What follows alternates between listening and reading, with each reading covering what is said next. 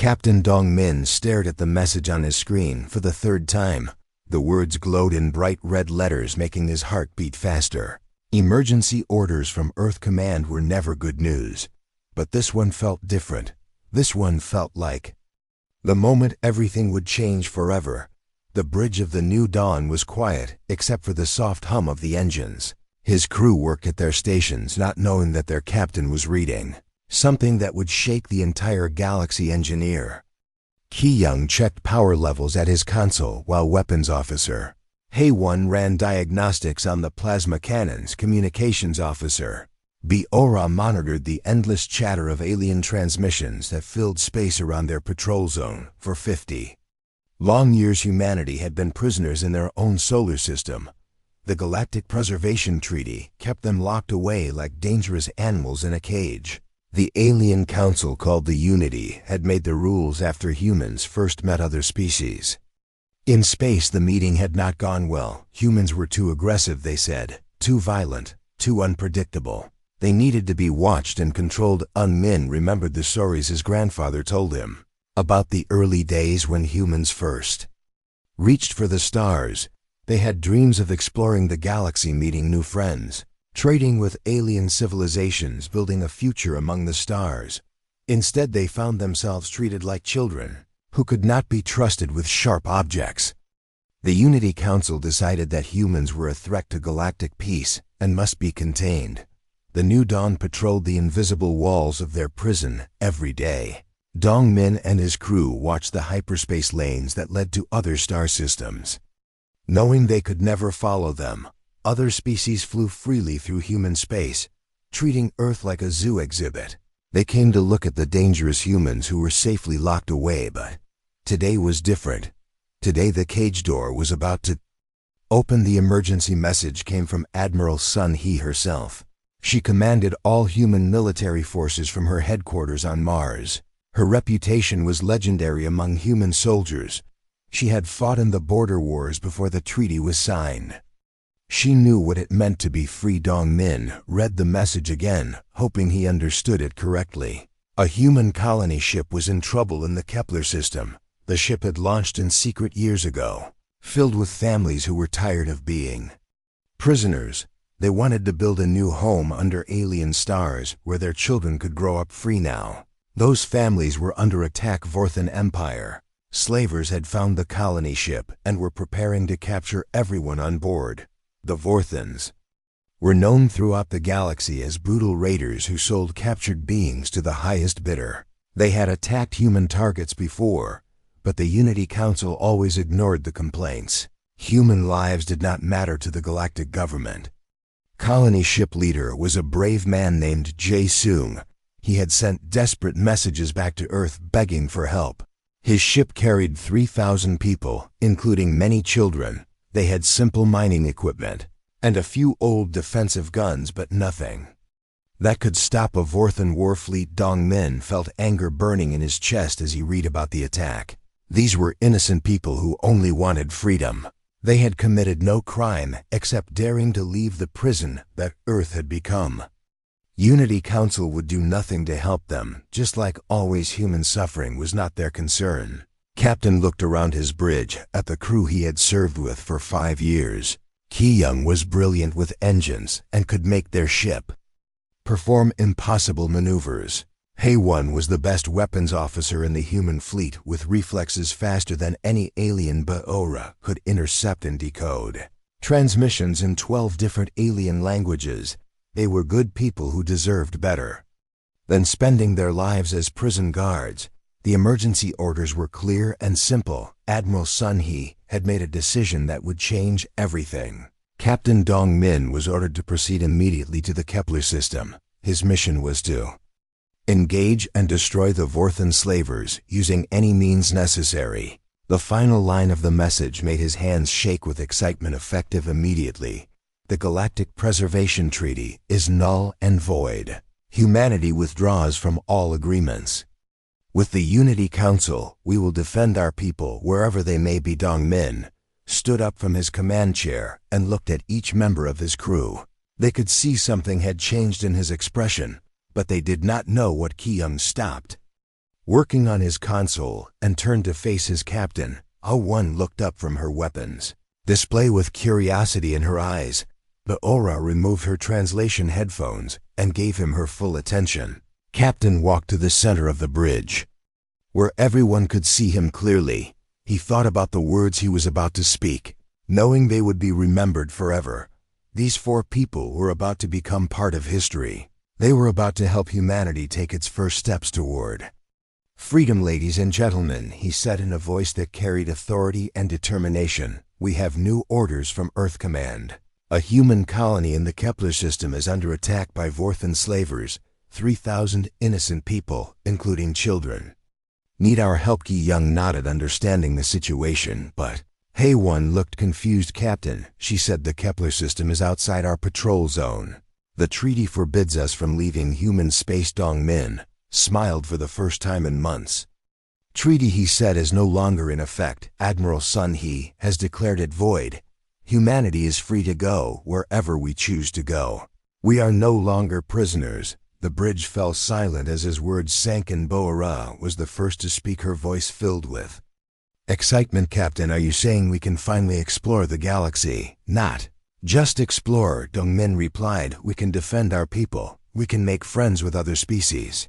We can trade and learn and build the future our ancestors dreamed of. But first, we have a job to do. There are families in danger, and we are going to save them. Hae-Won checked her weapons one more time. Captain, she said, with a grin that showed her eagerness for action. How long has it been since we had a real fight? Too long, Dong-min answered. Much too long. Ki Young, prepare the ship for hyperspace jump. Beora sent a message to the Vorthan fleet. Tell them that humanity is coming, and we are done being polite. As the crew prepared for their historic mission, Dong-min accessed the treaty files in the ship computer. With deliberate ceremony, he selected all the documents that had kept humanity caged for 50 years and pressed the delete button. The files vanished into digital nothingness, taking the old order with them. The New Dawn turned toward the Kepler system and engaged its hyperspace drive. For the first time in 50 years, a human warship was leaving home to fight for freedom. The galaxy was about to learn that humanity was no longer willing to stay in its cage. The age of human expansion had begun, and nothing would ever be the same. The New Dawn dropped out of hyperspace at the edge of the Kepler system, and what Captain Dong-min saw made his blood boil. 6 massive Vorthan warships surrounded the human colony ship like predators circling wounded prey. The colony vessel Spirit of Freedom hung helpless in space with its engines damaged and hull breached in 3 places. Communications officer Beora immediately started scanning alien transmissions. The Vorthans were talking openly about their plans, confident that no one would interfere. They discussed which colonists would make the best slaves and how much profit they could expect from selling human families in the Outer Rim markets. Captain Dong-min felt rage building in his chest as he listened to the aliens treating his people like livestock. These Vorthans had grown bold over the years, attacking human targets knowing the Unity Council would do nothing about it. They thought humans were helpless victims who could be taken whenever convenient. The lead Vorthan ship was a heavy cruiser called the Blood Harvest, commanded by Warlord Dekvar.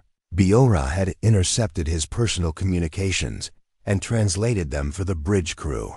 The alien commander was bragging to his subordinates about how easy this raid would be. Just weak humans with no military protection, he had said. No one will come to help them. Dekvar was about to learn how wrong he could be. Engineer Ki Young ran final checks on the ship systems. Captain, he reported, all weapons are ready and engines are running at maximum efficiency. We can hit them hard and fast before they know what happened. Weapons officer Hae-Won studied the enemy formation on her tactical display. 6 ships, but they are spread out and not expecting trouble. Their shields are down and weapons are not powered for combat. They think this is just a simple slave raid. Dong-min looked at the Spirit of Freedom and saw small lights flickering in its windows. Those were families huddled together in fear, waiting for death or worse. Children who had never seen their home world were about to be sold into slavery unless someone stopped it. The Unity Council had failed these people just like they failed all humans, but today humanity would not fail its own people open. A channel to the Vorthan flagship Dong Min ordered, his voice cold as space. Itself Bora worked her controls and nodded. Channel open. Captain Vorthan vessel Blood Harvest. This is Captain Dong Min of the human warship New Dawn. You are attacking civilians. Under the protection of Earth Command, withdraw immediately or face the consequences. The response came quickly, filled with alien laughter. Warlord Vekvar appeared on the main screen, his reptilian face twisted in amusement. Human dog, he hissed. Where is your treaty? Are you not forbidden from leaving your kennel? The Unity Council will punish you for this violation. Dong Min smiled a cold smile that would have frightened anyone who knew him well. The treaty is void, Warlord. We are no longer bound by alien laws that treat us like animals. You have 30 seconds to leave this system. Thikvar laughed harder, showing rows of sharp teeth. You dare threaten me with one small ship? I have 6 warships and the finest weapons in the galaxy. Your people will make excellent slaves just like the others. The channel closed and Dong Min turned to his crew. The Vorthans had made their choice. Now they would face the consequences. All stations battle ready. Hey 1. Prepare a full spread of plasma torpedoes. Target their flagship engines and weapons. The New Dawn moved like lightning toward the Vorthan formation. Ki Young had the engines running beyond normal limits, but human ships were built to handle punishment that would destroy most alien vessels. The crew felt the crushing acceleration, but their training kept them focused on their jobs. Warlord Thekvar watched the human ship approach and could not believe what he was seeing. 1 vessel against 6 was suicide even for the supposedly crazy humans. He ordered his ships to power weapons and prepare for easy victory. That was his first mistake. HFY fired the moment they came into range. 12 plasma torpedoes streaked through space faster than Vorthan sensors could track them. Half the shots hit the Blood Harvest before its shields could activate. The explosions tore through the flagship hull like paper, sending debris spinning into the void. The Vorthan warlord screamed orders to his other ships, but they were too slow to react. Human tactics were unlike anything they had seen before. The New Dawn did not follow standard galactic combat doctrine. Instead, it moved in patterns that seemed random, but were actually precisely calculated. Ki Young threw their ship into a spiral dive that brought them under the Vorthan formation, while HFY fired at the next target. Her shots crippled a destroyer before it could bring its main guns to bear. The alien crew panicked as their ship lost power and began drifting helplessly. Down 4 to go, Dong Min called out as the New Dawn rolled to avoid return fire. The Vorthans were finally starting to respond, but their movements were slow and predictable.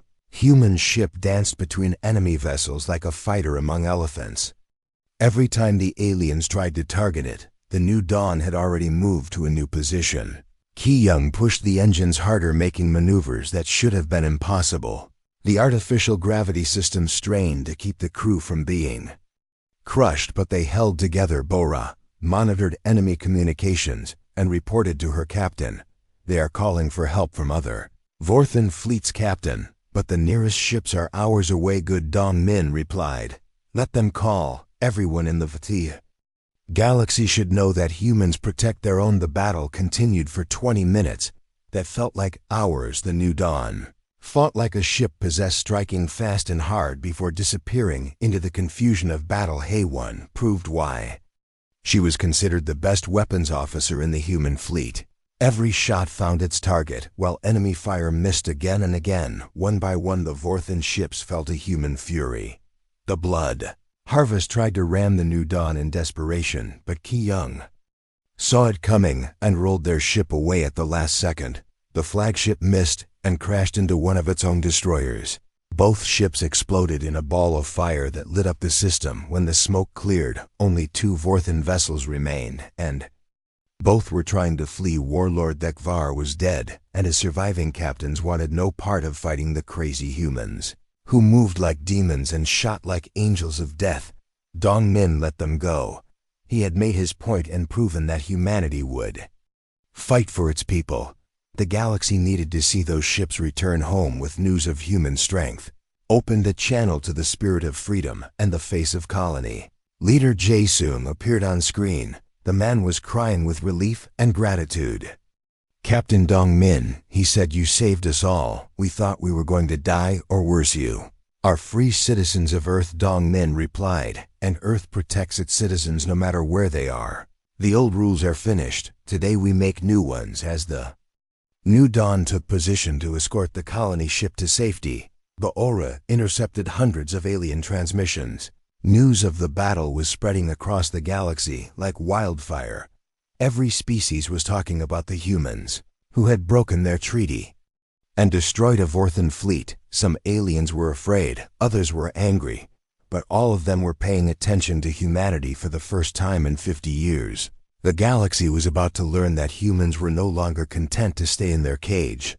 The age of human expansion had begun with fire and fury, and nothing would ever be the same again. News of the Kepler battle traveled faster than light across the galaxy. Within hours, every major species knew that humans had broken their treaty and destroyed a Vorthan fleet. The reaction was swift and divided. Some aliens cheered that someone finally stood up to the slavers, while others feared what humanity might do next. In the Grand Unity Council chambers on the neutral world of Nexus, prime representatives from dozens of species gathered for an emergency session. The massive dome-shaped building had witnessed 1,000 years of galactic politics, but never a crisis quite like this one. The air buzzed with tension as delegates argued in dozens of different languages. The ethereal speaker floated at the center of the chamber, its energy form pulsing with ancient authority. This being had guided the Unity Council since its founding and had personally created the treaty that imprisoned humanity. Now it faced the first major challenge to its rule in centuries. Honored representatives, the speaker said in a voice that echoed in every mind present, we face a grave threat to galactic peace. The humans have violated the sacred preservation treaty and must be brought back into compliance before their aggression spreads. But not everyone agreed. Ambassador Krelon of the Sanctuary Federation stood to address the chamber. Her people were peaceful explorers who valued freedom above security. She had watched humanity for decades and saw potential allies, not enemies. With respect, ethereal speaker, she said, the humans only defended their own people. The Vorthans were committing acts of piracy and slavery, while we did nothing. How can we condemn those who fight against such crimes? Trade Minister Valterra of the Merchant Guilds nodded agreement from her seat. The Vorthans have been raiding our trade routes for years. She added, but the Council always finds excuses to avoid action. Now someone finally fought back and suddenly, we call it aggression. The debate raged for hours while light years away, humanity prepared for the consequences. Admiral Sun Hee stood in the command center on Mars, watching reports flood in from across human space. Hidden bases were revealing themselves as planned Operation Breakout was finally beginning. After 50 years of secret preparation, Fleet Admiral Jin Ho coordinated the massive undertaking from his flagship, the Unconquered. Thousands of ships that had been disguised as civilian vessels dropped their false hulls to reveal weapons and armor. Mining stations became military outposts, research facilities opened hidden shipyards. The galaxy was about to see how much humanity had accomplished while pretending to be helpless. Captain Sung Min led the first exploration mission beyond human space in 50 years. His science ship Terra Nova jumped to the abandoned Thero system, where ancient ruins waited to tell their secrets. Dio-Mi Young, the team's lead archaeologist, had dreamed of this moment her entire career. What they found in the Thero's ruins shocked them. The ancient civilization had been powerful and peaceful, but the Unity Council had restricted them to their home system. Just like humanity, the species had died out after centuries of isolation, their spirit broken by enforced captivity. Dr. Young studied the alien writing on crumbling walls and felt her heart break. The inscriptions told of dreams crushed and exploration forbidden. These beings had reached for the stars, just like humans, but the Unity Council decided They were too dangerous to be free, Captain. We need to document everything, Mi-young said, as her team worked frantically to record the ruins. This proves the Council has done this before. They destroy species by locking them away until they give up.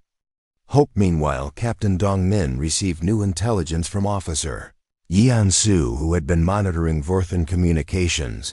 The surviving slavers were not retreating as expected. Instead, they were gathering a massive fleet for revenge against the human colony's intelligence shows 3 separate Vorthan battle groups converging on human settlements. Yeon-su reported they plan to capture or kill every human outside Earth as punishment for the Kepler incident. This was exactly what Admiral Sun Hee had expected. The Vorthans would not accept defeat quietly. They would try to prove that humans were still weak and helpless. But they were about to learn how wrong they could be. Admiral Jin-ho deployed the human fleet across a dozen star systems, not to conquer, but to protect and explore. Each ship carried orders to defend human settlements and make contact with potential allies. The galaxy was about to meet humanity as equals, not prisoners. Captain Hyen-woo commanded a squadron of destroyers when they intercepted the largest Vorthan fleet near the colony world of New Hope. 36 slaver ships surrounded the planet, preparing for orbital bombardment. The aliens expected easy victory against helpless civilians. Instead, they found 12 human warships waiting in perfect ambush formation. The battle was swift and brutal. Human ships moved like hunting wolves, coordinating their attacks with deadly precision. The Vorthans had superior numbers, but humans fought with controlled fury that terrified their enemies. Every shot was calculated, every maneuver planned for maximum effect. Captain Hyen-woo broadcast the engagement across the galaxy so every species could watch. The message was clear: humanity would defend its people with overwhelming force when necessary. The slaver fleet that had terrorized the outer systems for decades was destroyed in less than an hour, but the most important moment came when the human ships captured the surviving Vorthan commanders. Instead of killing them, the galaxy watched as these notorious criminals were put in chains and broadcast across every communication network. War crimes will be punished, Captain Hyen-woo announced to the watching galaxy, regardless of species. We do not seek conquest, but we will have justice. The reaction was immediate and profound. Species that had ignored human suffering for decades suddenly paid attention. The Sanctuary Federation sent secret messages offering alliance. The merchant guilds inquired about trade agreements, even some unity. Council members began questioning the old policies. Dr. Mi-young made another discovery in the Theros ruins that changed everything. The ancient writings described other species that had been restricted by the Unity Council. A dozen civilizations had been locked away until they died out or submitted completely to Council authority. She broadcast her findings to every archaeological society in the galaxy. The evidence was undeniable. The Unity Council had been using the same tactics for millennia, claiming to preserve peace while actually preserving their own power. Any species that showed too much independence was labeled dangerous and contained ambassador. Kree-lang received the archaeological reports and felt her worldview shift. Her own people had always wondered why so many promising civilizations disappeared from galactic history. Now she knew the terrible truth. The Unity Council was not protecting peace, they were enforcing stagnation.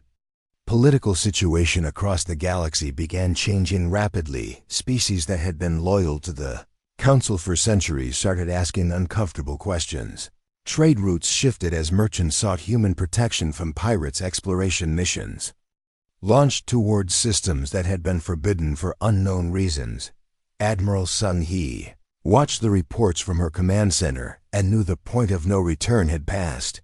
Humanity was no longer alone in questioning Unity Council authority. The galaxy was waking up to the truth about their supposed protectors. The old order was crumbling, and something new was being born from its ashes. Humanity had lit a fire that was spreading across the stars, and nothing would ever extinguish it again. The Unity Council chambers erupted in chaos as representatives shouted accusations across the Great Dome. General Koth Rex of the Dominion Empire slammed his armored fist on his speaking platform, demanding immediate military action against the human rebels. His species had built their power on unity, council authority, and would not let it crumble. We cannot allow this human infection to spread, he roared, his voice echoing through translator devices. They have broken sacred law and influenced others to question our authority.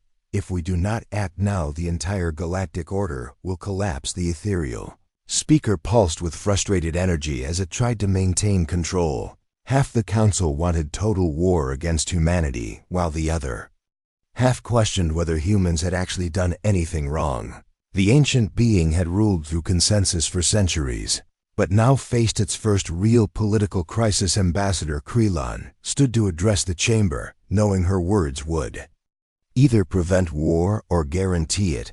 Honored speaker, she said calmly, the humans have committed no crimes except defending their people and exposing historical truth. Perhaps we should examine our own actions before condemning others. Trade Minister Velterra joined her support. The archaeological evidence from Theros cannot be ignored, she declared. We have records of 17 civilizations that disappeared after being restricted by council decree. How many species have we destroyed in the name of peace? General Koth Rex sneered at their words. Weakness and sentiment, he spat. The humans are a virus that will consume the galaxy if not stopped. I will not debate with cowards who fear necessary action. Unknown to the council representatives, Ambassador Krelon had already made her choice. 3 days earlier she had sent encrypted messages to Earth through hidden diplomatic channels. Her message was simple. The Sanctuary Federation offers friendship and alliance to humanity. Your struggle for freedom inspires us all. Admiral Sun He received the secret communication in her command bunker on Mars and immediately understood its importance. This was humanity's chance to break the isolation that had trapped them for 50 years. If they could build alliances with other species, the Unity Council could not simply crush them with overwhelming force. She authorized diplomat Chang Ho to begin secret negotiations with potential allies. His first meeting was with Ambassador Krelon in neutral space far from Unity Council surveillance.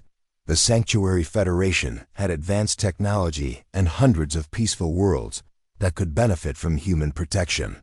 Negotiations were delicate but productive. Chang Ho offered human military assistance against pirates and raiders in exchange for technology sharing and trade agreements.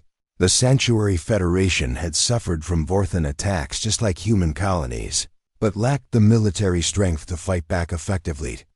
Minister Velterra also reached out through secret channels.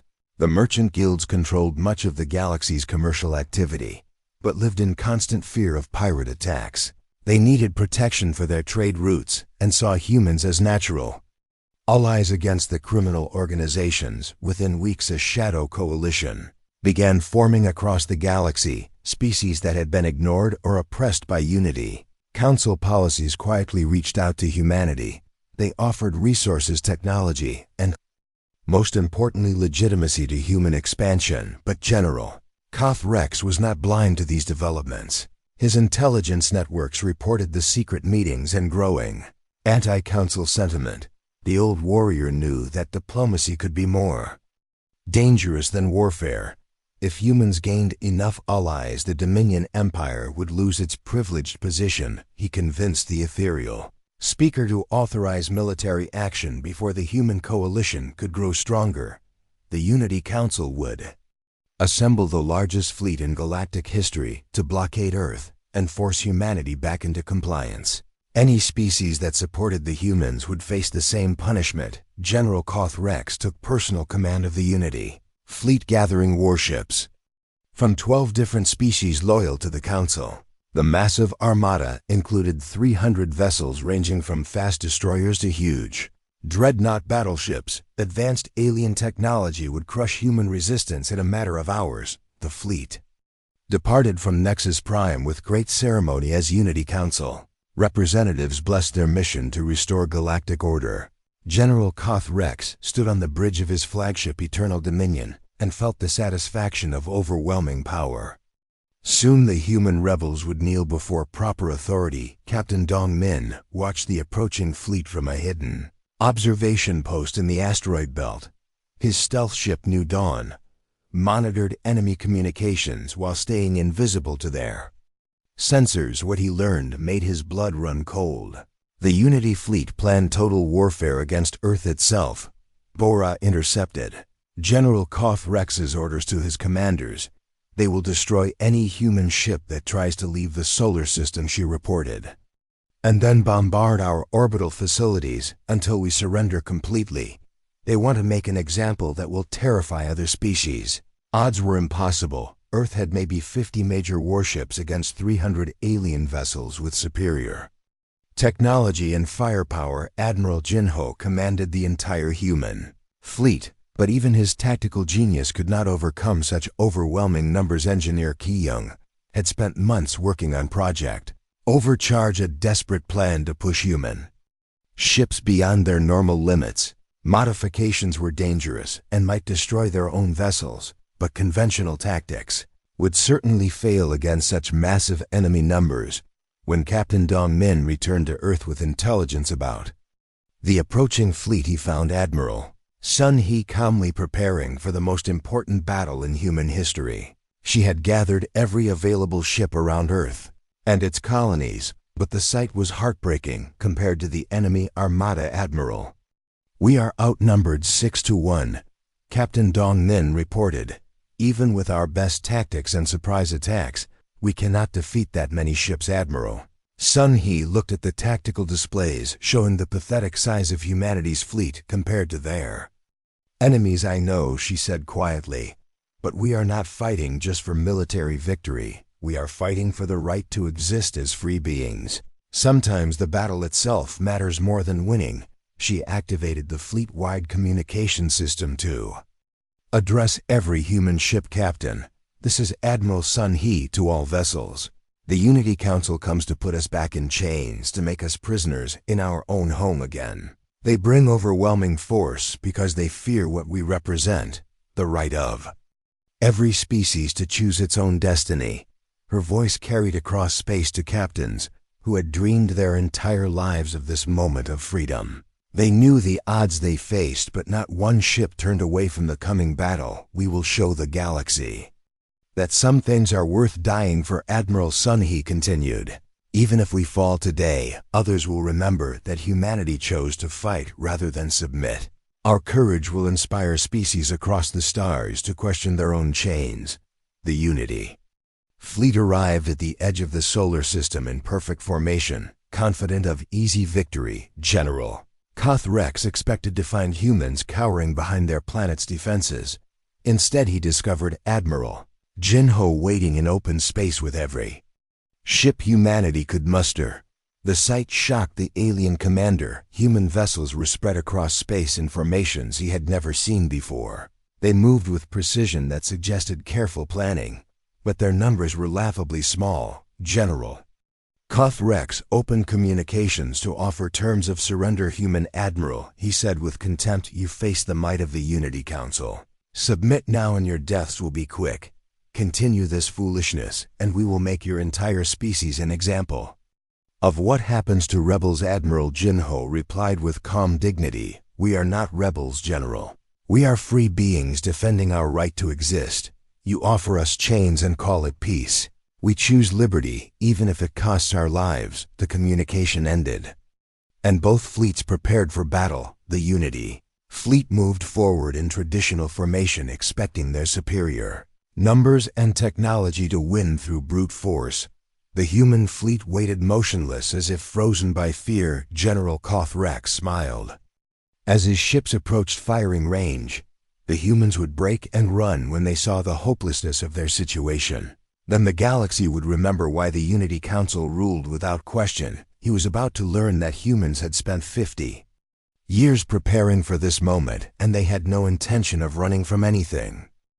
The Battle of Earth began at exactly 1432 Galactic Standard Time when General Koth Rex ordered his massive fleet to open fire. The Unity Council had brought 300 warships expecting to crush human resistance in minutes.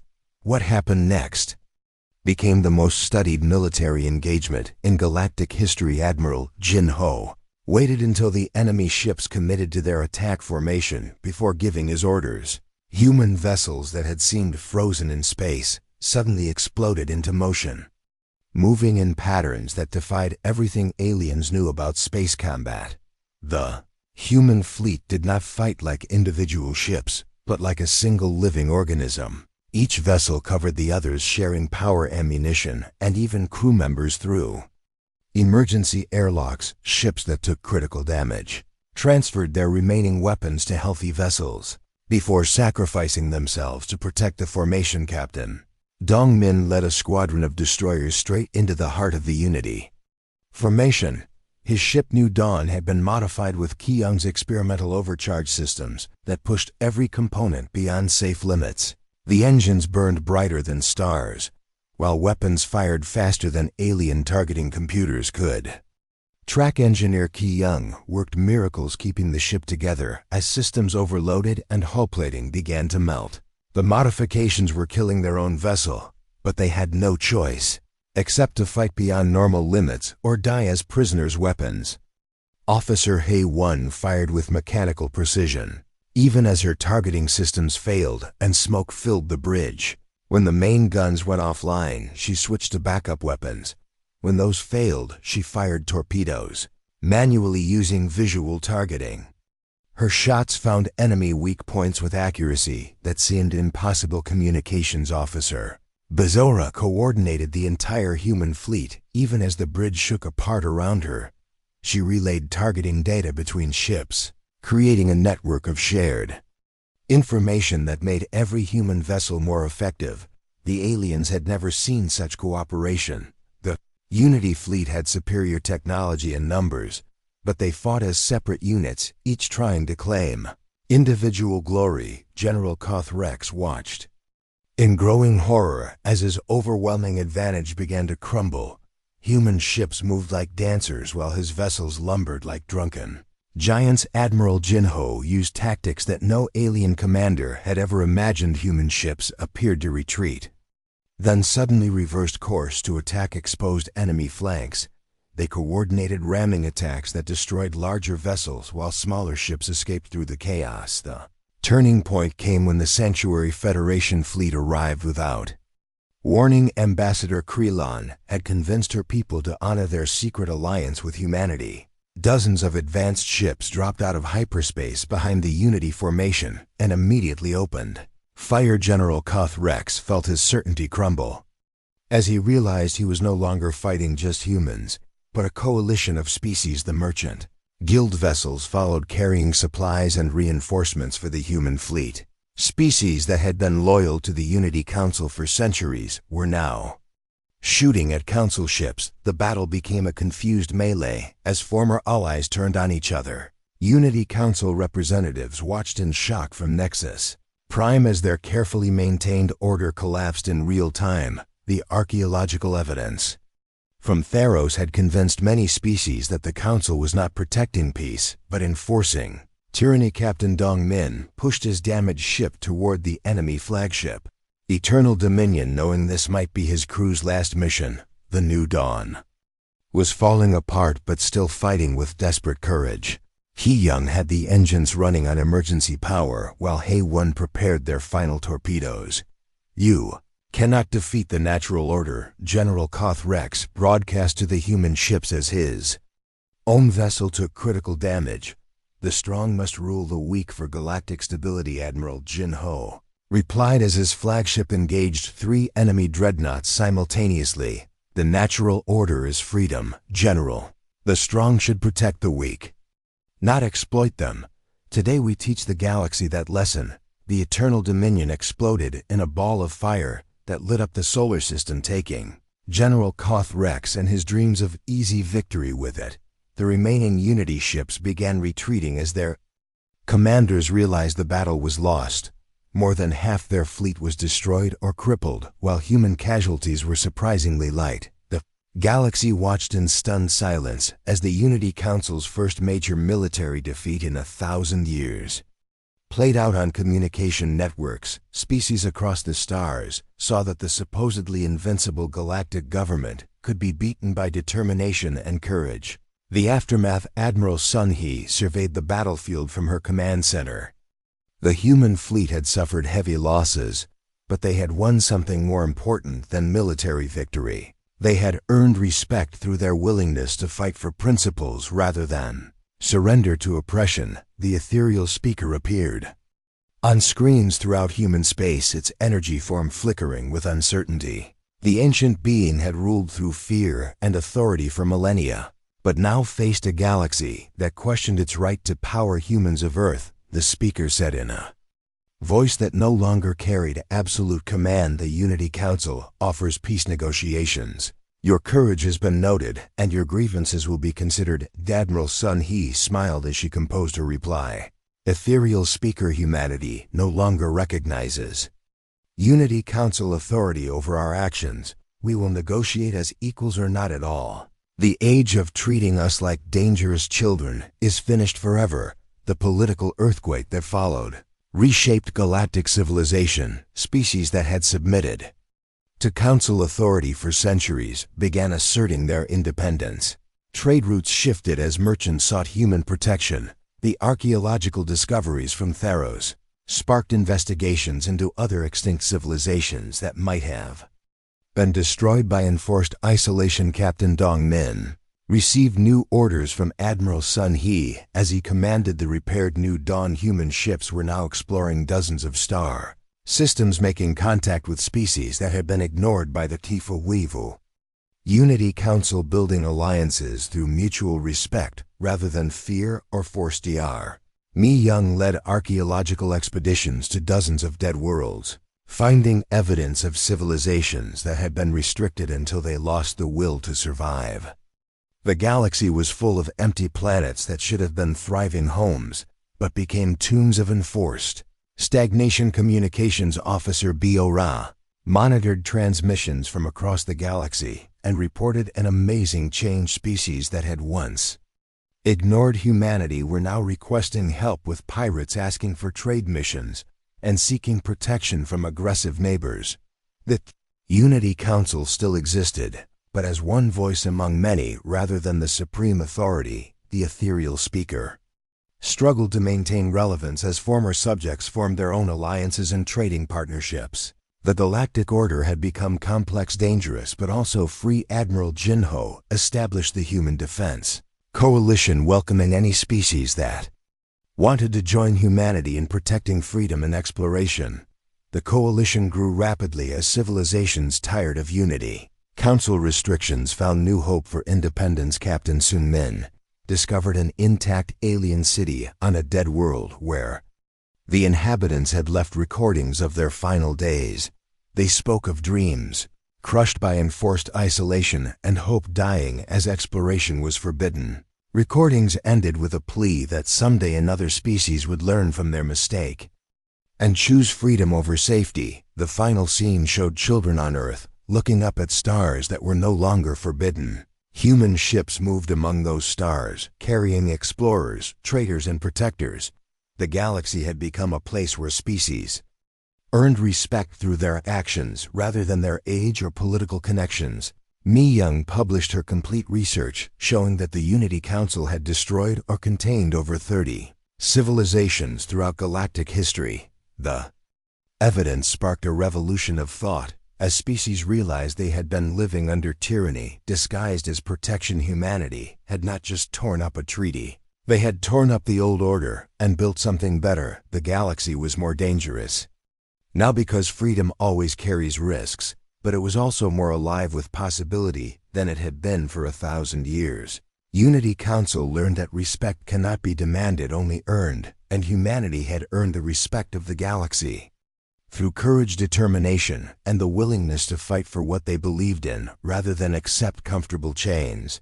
Stars belonged to everyone now, and the age of human exploration had shown the galaxy what freedom really meant.